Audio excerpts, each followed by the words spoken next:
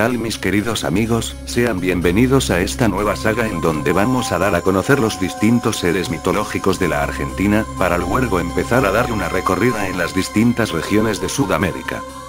Para eso están mis asistentes, quienes nos darán a conocer 4 seres mitológicos de Argentina. Bueno, mi querido amigo Cuervo, ¿cuáles son tus historias? ¿Qué tal, jefe, amigos youtuberos? Hoy en este especial les voy a hablar sobre el pondero, un ser originario de la mitología guaraní muy popular en Paraguay, en ciertas partes del sur de Brasil, y en zonas argentinas como Misiones, Corrientes o Entre Ríos. Por otro lado, conoceremos el familiar. Este ser mitológico pertenece a provincias del norte argentino, Jujuy, Salta y Tucumán. Es gracias a este ser que las empresas azucareras lograron su riqueza, ya que todo deriva de un pacto con el familiar, quien vendría a ser el mismísimo Satanás. ¿Y vos, Carrie, qué nos has traído? Yo por mi parte les hablaré sobre Zapam Fucum, un personaje legendario de las provincias argentinas, Jujuy, Salta y Catamarca. Corresponde a la de una mujer hermosa de rasgos aindiados. También vamos a conocer la historia de un alma en pena que tiene por nombre la Humita o Humita. Esta leyenda es conocida mayormente en el noroeste argentino. Bueno, mis queridos amigos, abróchense en el cinturón y acompáñenme a conocer estos seres legendarios. Pónganse cómodos y disfruten del video.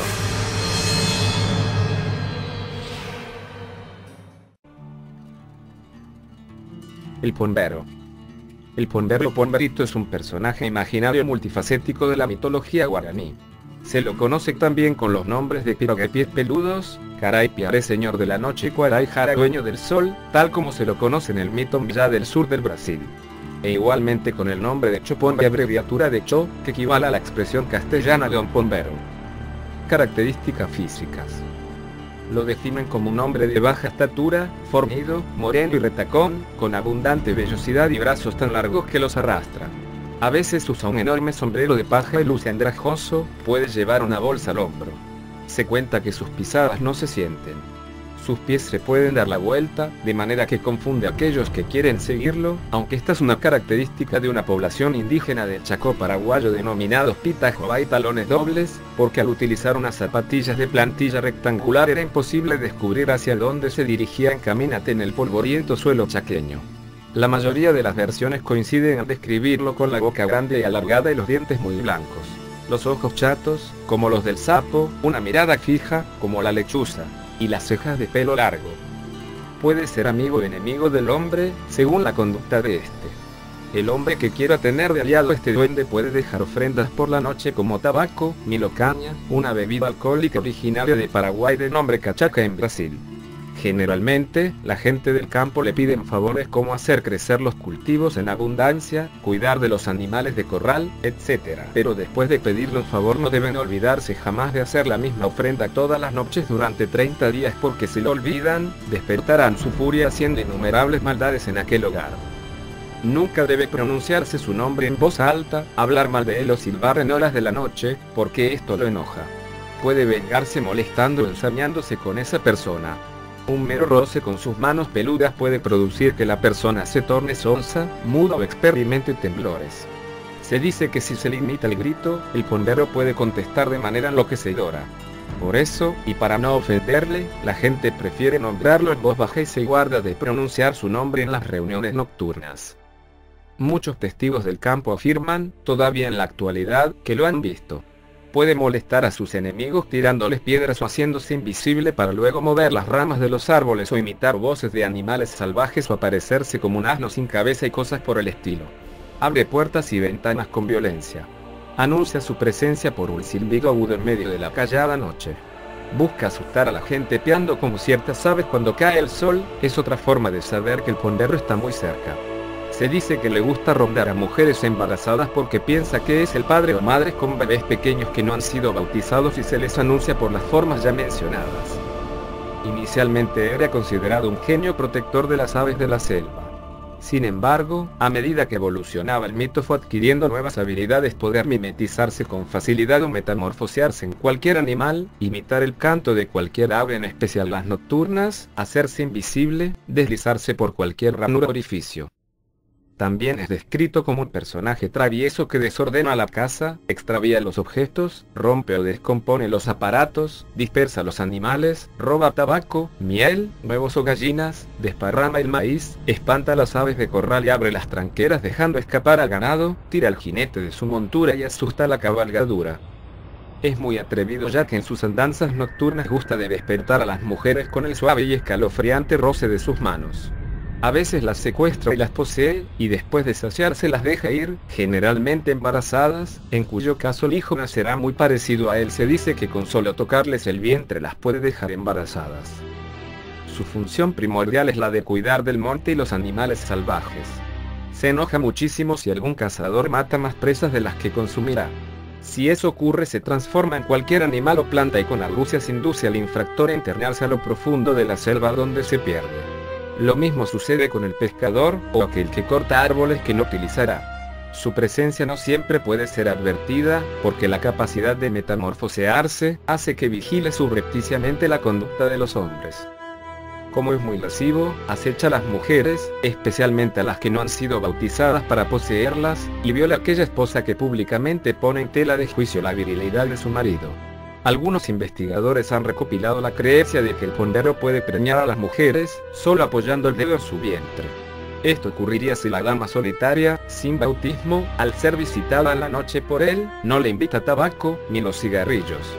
Quizá, de esta manera inocente e ingenua, la cultura guaranítica explica los nacimientos extramatrimoniales, hecho muy repudiado en estos núcleos sociales.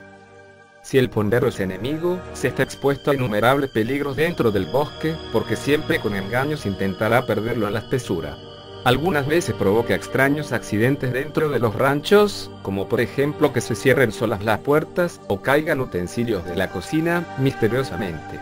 Los que están enemistados con el duende, en las noches, suelen escuchar pasos y voces en los alrededores del rancho, como si alguien caminara por el patio en las noches. En cambio, si es amigo, pueden obtenerse grandes ventajas, puesto que él, de manera invisible, guiará al cazador hasta el lugar donde se hallan las presas más grandes y gordas, la buena pesca o los mejores frutos silvestres que sirven de alimento. El familiar. El familiar es un tipo de espíritu familiar devorador de hombres, el cual fue muy difundido en los ingenios azucareros del noroeste argentino. En Argentina, se describen diferentes versiones sobre este tipo de espíritus familiares, pero la más difundida lo identifica con una especie de criatura demoníaca que da poder y dinero a su poseedor a cambio, generalmente de vidas humanas. Su existencia es tomada como real por la gran mayoría de la población rural, situación que muchas veces es aprovechada por los dueños de los ingenios argentinos para coaccionar a su peonada. Se ha denunciado que se atribuyó al familiar incluso las desapariciones de trabajadores del ingenio Ledesma durante el proceso de reorganización nacional. Zona de influencia. El familiar es particularmente temido en las provincias de Tucumán, Salta, en el noroeste de Catamarca. Se hallan irradiaciones de su influencia además en Jujuy, Santiago del Estero y, en algunos casos aislados, también en Entre Ríos y San Juan. Los mitos acerca de perros demoníacos tienen larga data. Durante el siglo XIX se produjo un auge de la industria azucarera gracias a la expansión del ferrocarril. En este contexto, los ingenios pronto comenzaron a producir ganancias millonarias, en lapsos de tiempo tan breves que dispararon la imaginación popular, hasta llegar a la conclusión de que los dueños de estos se habían enriquecido tan rápidamente ayudados por el diablo, u otros demonios mandados por él, con quienes habrían firmado un pacto demoníaco. Pronto, la mayoría de los ingenios tuvieron su propio familiar. Se atribuye al ingenio Santa Ana de Tucumán, propiedad de Clodomiro Lereta, el haber sido el primero en conseguir su propio familiar. Los dueños de los ingenios mantenían a estos demonios que tomarían la forma del familiar escondidos en el sótano o la chimenea, al cual dejaban alimentarse una noche al año de los peones que tuvieran la desgracia de cruzarse en su camino o bien que hubiera sido llevado a su presencia mediante engaños del capataz.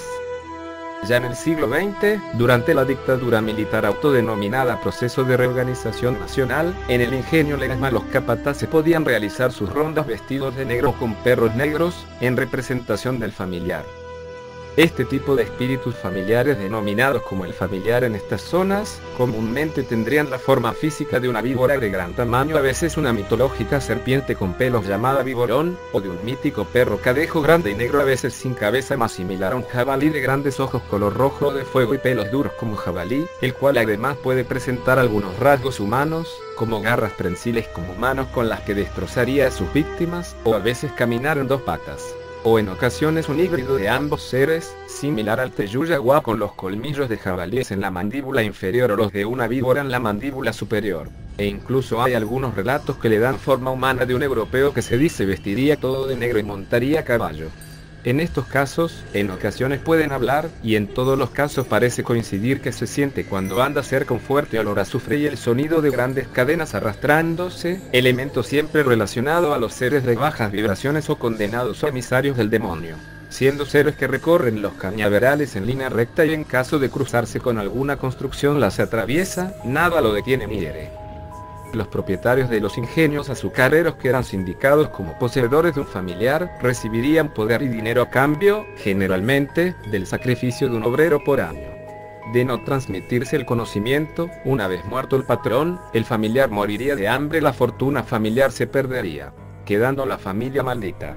Así, cuando en las grandes fábricas suelen ocurrir accidentes, particularmente en la caldera, es frecuente que el trabajador caiga a la caldera y muere carbonizado, y en el trapiche, cuando el obrero va a tirar la caña en el trapiche, puede resbalar dentro de la cinta transportadora que la tritura, y, cuando muere un hombre, se dice que el familiar ya se ha hecho la víctima. Si muere más de uno es porque está hambriento.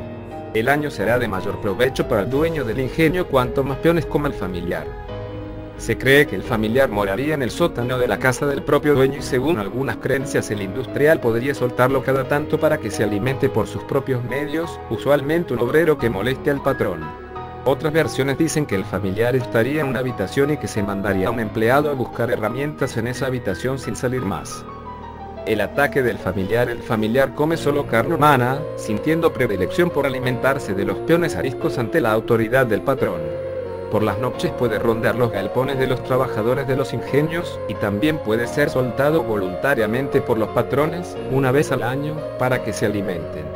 Se suele creer que los dueños de los ingenios tienen un pacto con el familiar por el cual están obligados a permitirle alimentarse por lo menos con uno de sus peones todos los años, aunque esta cantidad es insuficiente, generalmente, para saciar su hambre.